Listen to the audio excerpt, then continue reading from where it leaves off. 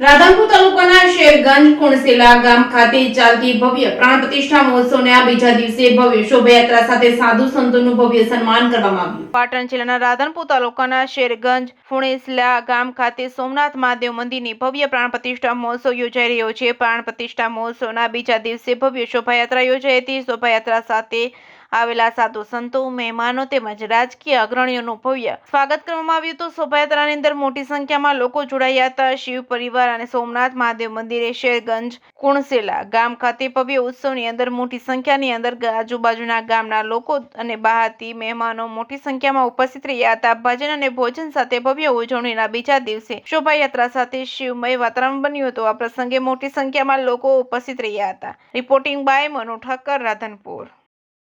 जय महादेव त्राहि मां शरणागतम जन्म मृत्यु जरा व्याधि पीड़ितं कर्मबंधनैः। भगवान सोमनाथजी महादेवना त्रिदिवसीय प्रतिष्ठा यज्ञનું શુભ મંગલ અને કલ્યાણકારી આયોજન કુણસેલા એટલે શેરગંજ ગામ મુકામે કરવામાં આવ્યું છે। શિવ શબ્દનો અર્થ જ થાય છે કલ્યાણ, જગતનું કલ્યાણ કરનાર। એમનું બીજું એક નામ છે શંકર, શંકરોતિ ઇતિ શંકર। તમામ જીવોનું જે કલ્યાણ કરવાવાળા દેવ છે એ ભગવાન મહાદેવ છે, ભોળાનાથ છે, શિવજી મહારાજ છે। 3 દિવસનો એમનો આ પ્રતિષ્ઠા મહોત્સવ ધામ દ્વારા આયોજિત કરવામાં આવ્યો છે। આ યજ્ઞના મુખ્ય યજમાન આદરણીય શ્રી રાજુભાઈ છે, શિવાભાઈ છે।